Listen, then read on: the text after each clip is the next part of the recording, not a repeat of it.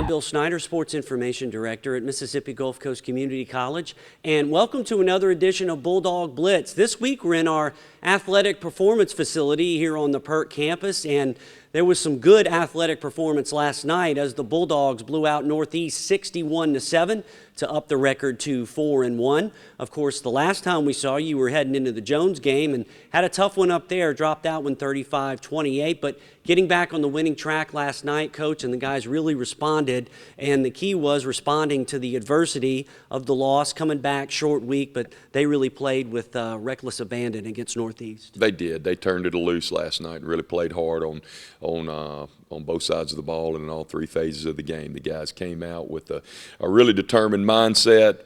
We wanted to set a physical tone on both sides, and we felt like we didn't play as well. Well, we know we didn't on the line of scrimmage against Jones, and that was something that we wanted to reestablish is physicality on the offensive line and the defensive line, and being able to run the ball and being able to do a good job of stopping the run and out hitting and hustling the other team, and the guys really did a great job last night. We talk about you want to win them all. You want to win every football game you play, but you measure a person by what happens when something negative happens. You get back up, and really proud of this football team for bouncing back. Like you said, it was a short week. I guess it was just a 5-day turnaround, and we all had a bad taste in our mouth. I know our players did, and they really responded well, played a great team game, so really pleased with the effort. It was a nice effort as the Bulldogs, now number 10 in the country, fell from the number 1 spot, but as Coach said, rebounded nicely with that 61-7 win. We will take a look at the action from the Northeast game a little bit later. We'll also have player profiles, and we'll look ahead to next week. But first, we'll go back and check out the action in a thriller up in Ellisville against Jones. You're watching Bulldog Blitz here on WLOX. At Mississippi Gulf Coast Community College, it's like this. High school graduates can take classes close to home that transfer easily to universities. The convenience and flexibility of online classes give students of all ages the opportunity to earn a degree. Apply online and chat live with an admissions specialist or visit us on Facebook. Mississippi Gulf Coast Community College, celebrating academic excellence for 100 years.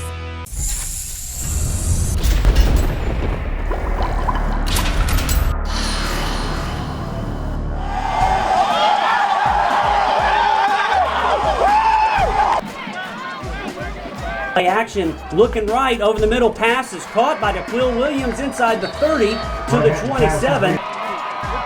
In jumbo, Hatton surges through, no question about that one. They haven't signaled it yet, but he was in. Now they call a touchdown, Bulldogs. From the 48, it's 1st and 10 on play action.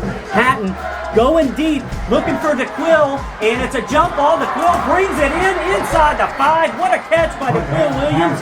1st and goal from the 4. And when you make catches like that, I think, Jimmy, you can jaw all you want to. So 4th and goal, Hatton trying to sneak in again. The second ever pushes him through the pile, and that will be a Bulldogs touchdown. Yes, they signal it. Touchdown, Bulldogs. Same play, 4th and goal. Jumbo does it again.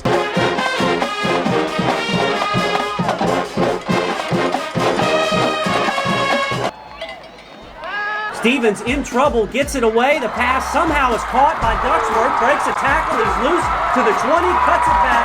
That's going to be a Jones touchdown. No, we blew up the play, but we blew it up the wrong way. And Keys picks it up, tries to reverse his field, breaks a tackle, he's got room to the 30, then cuts it back inside to the 40. He's got room. And there goes Josh Keys. He's got 2 men to beat, down to the 10, down to the 5, and diving in for the touchdown is Josh Keys. Chop ball. So it's not going to be a touchdown. I thought it was going to be excessive celebration. On 3rd and 1, Hatton now rolls out. Got Cade Amaker wide open on the tight end flare. Touchdown, Bulldogs. They've run that out of the jumbo package maybe 4 or 5 times since I've been here, and 4 or 5 times they've scored on that. 1st down, play action now. Jones looking left, going deep in the end zone, and that pass is caught for a touchdown, and that's McNair.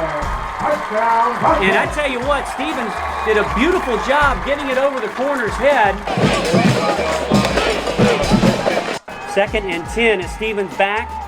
Going deep, he's got Bozier down deep, and the pass is caught, and Dylan Bozier will take it to the house. He beat Josh Keys. Touchdown Jones for an extra point away from being tied. The pitch to Cohen.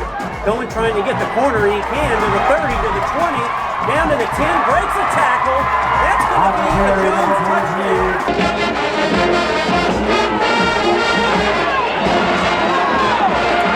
Now on play action, Stevens trying to hit the home run, going deep, got a man down there. It's caught by Higgison. Higgison taking it to the house. Touchdown, Jones.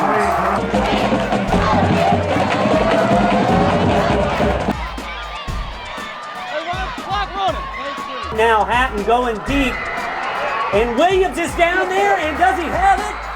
He does! Touchdown Bulldogs, 37 yards. There's a flag on the play. But a flag is down, and I'm thinking that's going to be pass interference, so we're going to keep that one. For the first time in the second half, it appears that the Bulldogs have scored. And they try the onside. It goes 10 yards. They're struggling for the ball at midfield. Let's see what happens. The Bulldogs say they have it. And Gulf Coast has it. Coming out of the pile is Xavier Bingham, and the #1 team ain't dead yet. Patton takes the snap. He's in trouble. Flushed out of the pocket. He's going to run it to the 30, to the 20, and run out of bounds at the 15. Another Bulldog first down. Patton takes the snap. Over the middle's got a man, and that's going to be pass interference. High drama here in Ellisville, the #1 team in the country trying to tie this thing up. 1st and goal from the 5. Patton, shotgun, they're trying to get Williams on the fade. He brings it in. Did he get his feet in? No, they call it incomplete. 4th and goal, this is the ball game. Minute 20 to go. Hatton, under pressure, rolling out, throws it, and the pass is dropped in the end zone. Someone got a hand on it. He was going to the Adrian Terry, but making the play for Jones, knocking away possibly the game and the #1 ranking is Dion Fairley. And that's the ball game.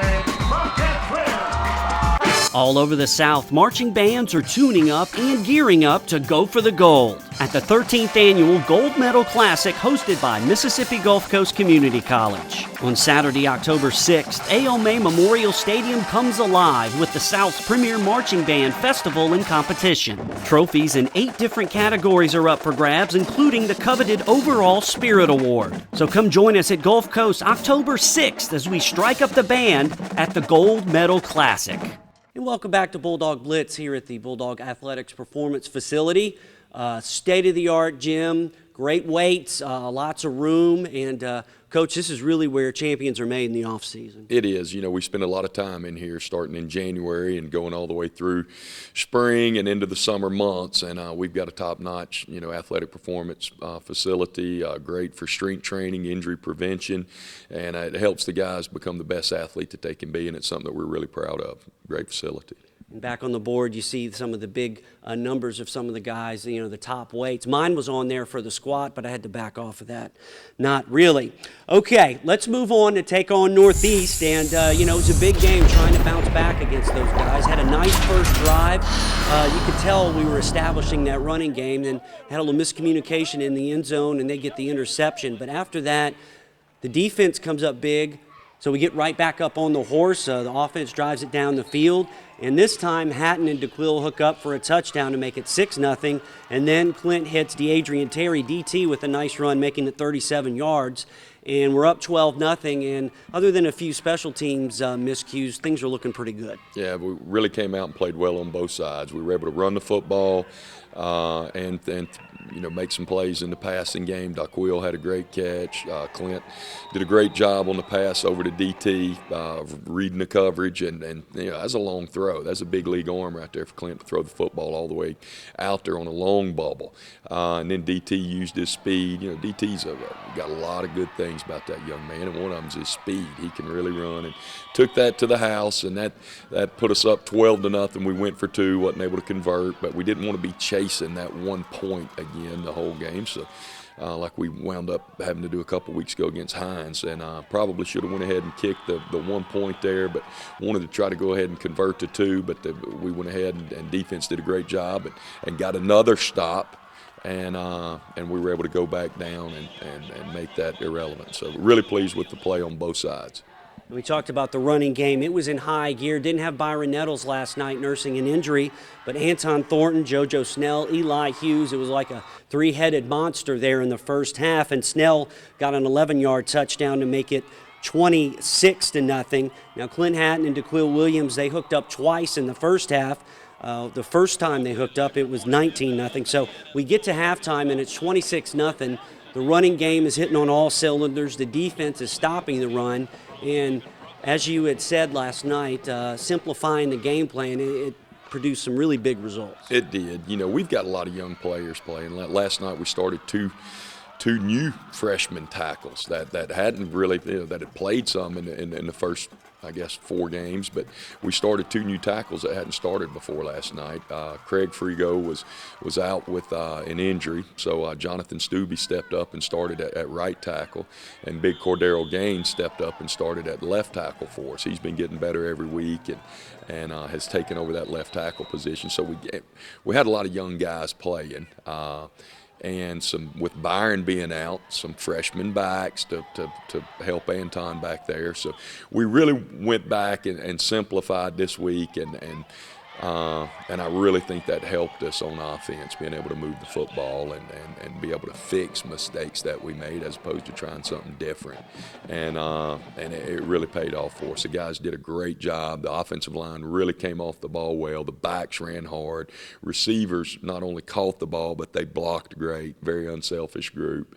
So I was really pleased with, and Clint did a great job of not forcing anything. He had one little deal there early where we let a guy get up in his face and on the turnover, but did a real good job on a triple option of giving the football and taking what was there. And Anton did a great job of hitting the dive hard. JoJo did a great job of running the sweep, and just pleased with the execution in the first half. When you execute, we've got weapons. We've got some outstanding backs and some outstanding receivers and a quarterback that can get it to them. And the line did a tremendous job last night. When there's only so many things that you can take away if you can execute the other parts of it. If they line up to take this away, you ought to be able to do that. I guess the problem is executing it. And last night the guys executed tremendously well. Whenever they took this away, we were able to go to that. And the guys ran hard, blocked hard, and so really pleased with the execution. Really pleased defensively. Same deal on defense now. The whole game, spread offense has, and I see it more this year. Spread offense been around now, 10, 12, 15 years? Yeah, at least something like that. It's evolving. I don't know if you've noticed that, but this year it's evolving more into triple option football. And I'm not talking, we run true triple, read, pitch, all that, but now everybody's running dive, bubble, and same thing on defense. We can take away the run, but that means moving that linebacker into the box. They got the bubble or a stick route or something outside, and our defense did a great job. Our D-line really challenged the D-line and the linebackers, and they stepped up and did a great job of stopping the run, which allowed us to be able to play some people on the perimeter to keep them from running the bubble. So was pleased defensively to pitch the shutout in the first half. Great job by them. Yeah, it was 26-0 at halftime, and most of the time this season we've had kind of a third quarter, second half lull, I guess, for lack of a better term, but the defense got a big turnover, and then Hatton hits DeQuil again, So right there, you get the momentum back, going up 33-zip. Now, they got their only touchdown. They had one decent drive. But then after that, we come back with another workmanlike drive to make it 40-7. And, at that point, it was obvious, we were in good shape. And that had to feel good knowing that they came out strong in the second half as well. It was. We made a point of emphasis at halftime was to finish. And, because we've been up, we played 4 games, we've been up in 4 games at the half, but have not always finished the way that we need to finish.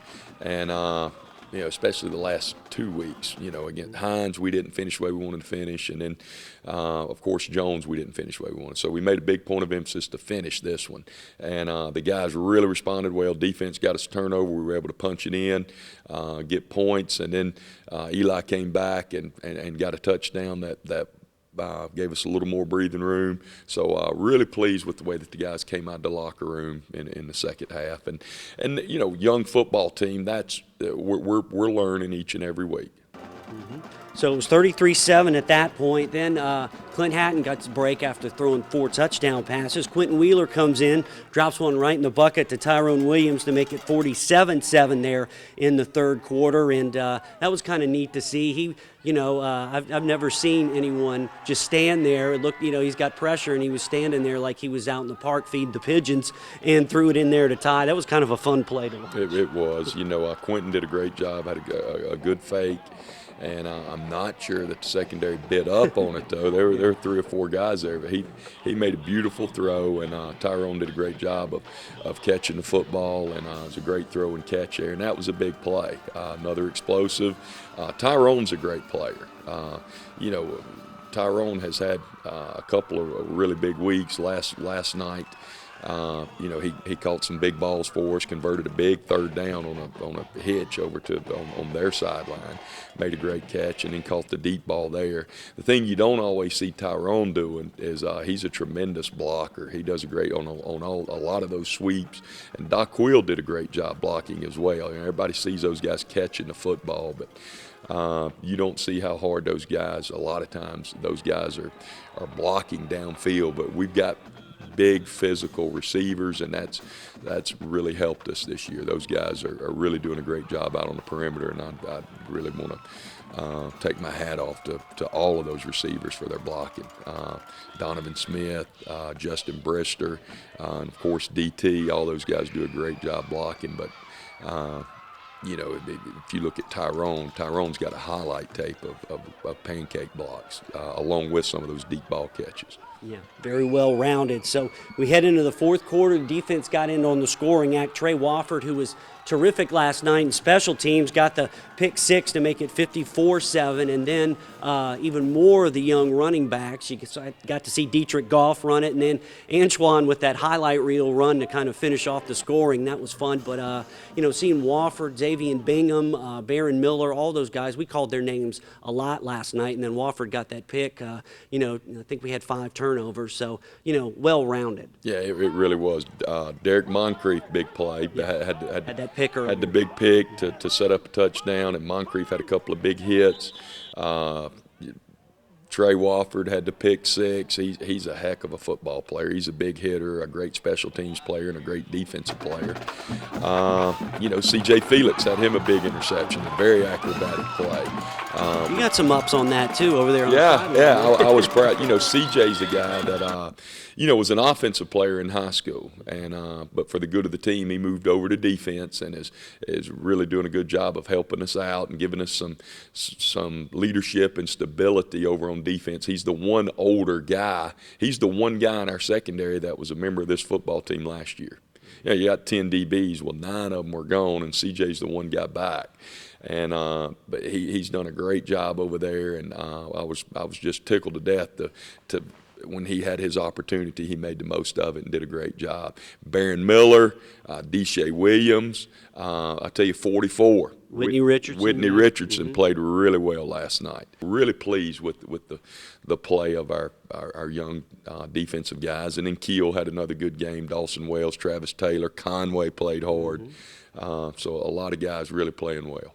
They really did. It all added up to a 61-7 win over Northeast, our 17th straight at home, going up to 4-1 on the year and then heading back into division play next week. Well, coming up after the break, we'll take a look at one of our sophomore leaders in our player profile segment. Heading in, the rest of the scores from last night's action, some interesting stuff with Colin and Jones, and also our next opponent, Pearl River. You're watching Bulldog Blitz here on WLOX.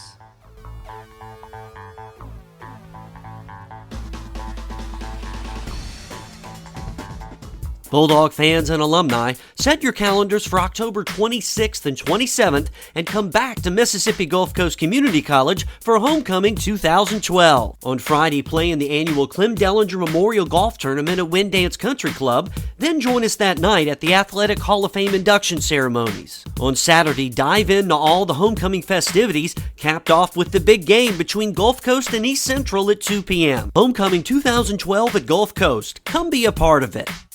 And welcome back to Bulldog Blitz. Well, of course, each week on our show, we spotlight some of our sophomore players here on the Bulldogs, and we'll go to our signal caller, the quarterback, that's sophomore Clint Hatton.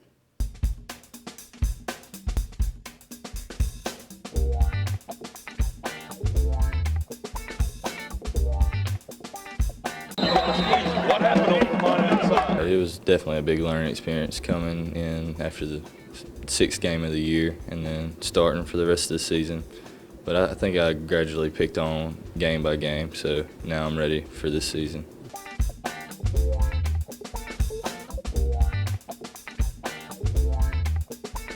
It started slowing down probably the second half of the first game I played in.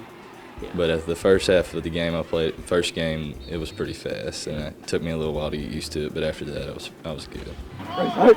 Team's real close, and I feel more of a leader this year. I feel like a lot more is on my shoulders, and I like that, so I feel real good about it. The team is really young, but the guys coming back from last year that I was here with, I mean, we're pretty close, and it's fun being around and being older and, you know, just helping the young guys out and letting them know right from wrong and stuff to do. I think me and my wide receivers are good, and we started from the spring, and right now we're clicking real good.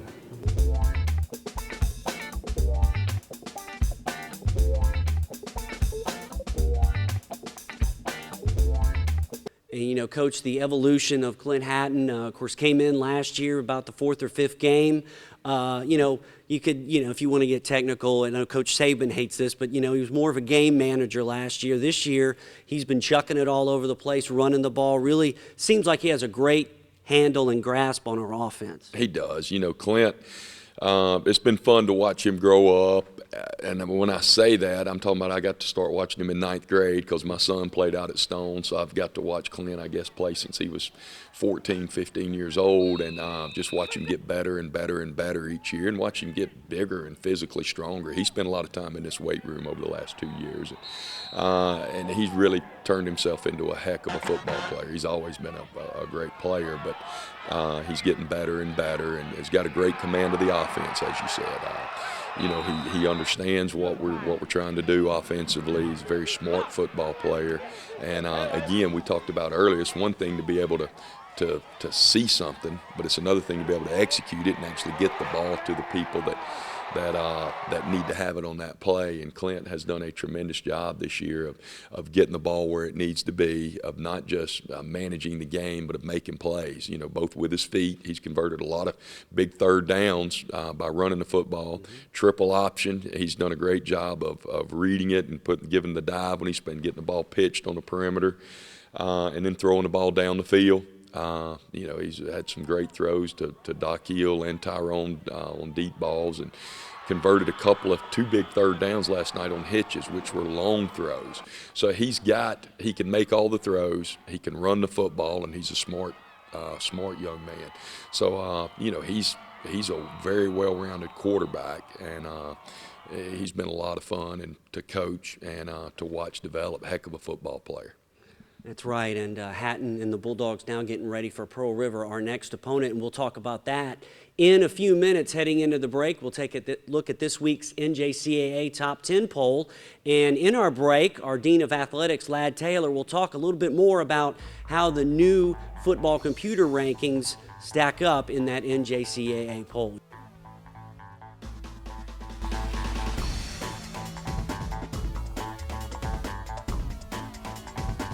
September the 18th was the first time that the new polling system was in place, as everyone knows, and you've got 33% based on what boils down to strength of schedule, and the other 67% is on the voters that have voted in the past and are continuing to vote. So based on that, we did jump to number one, but who knows what will happen.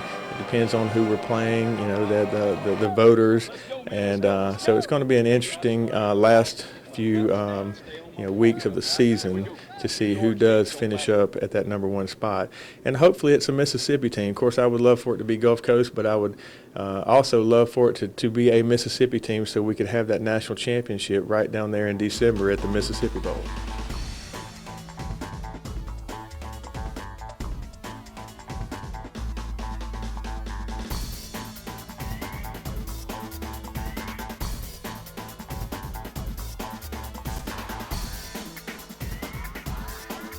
And welcome back to Bulldog Blitz. Well, the hype begins as the annual showdown between Gulf Coast and Pearl River, the Highway 26 battle. And this is one of those bring out the cliche book on it, throughout the records, no love lost, backyard battle. And it's the same thing this year. Every time we've played them, it's been within 10 or 5 points, always coming down to the end. This year probably will be no different. Yeah, Pearl River's got an outstanding program, great tradition. They've won a lot of championships, won a lot of football games over there, and Coach Hatton always does a great job. And they've always got a lot of talented players, and this year's no different. I mean, they've got, I guess he was Mr. Football, right? Dylan Favre was Mr. Football, D1 SEC quarterback.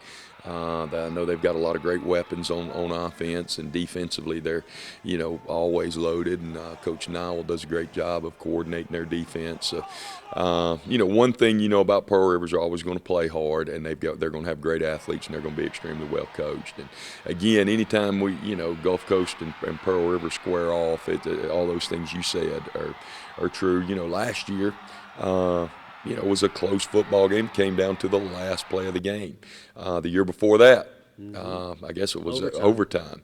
The year before that, close football game. I mean, there's been a lot of close football games in this rivalry. It's like Alabama-Auburn or Ohio State-Michigan. It's one of those, and I can say that it's a great rivalry.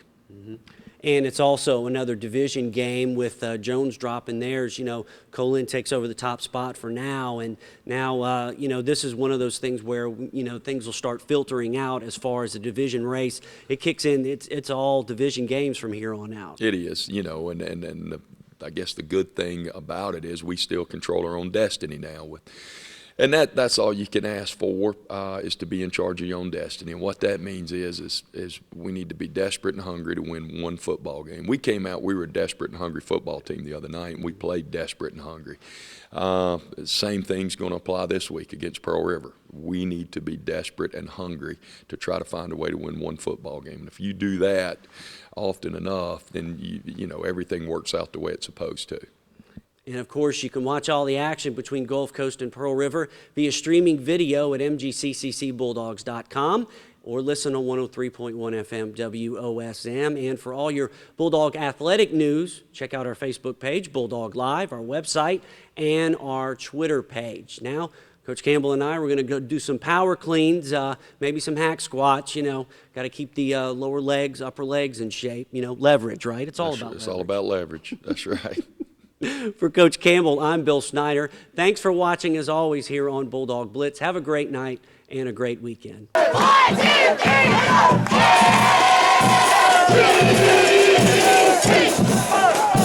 3, go!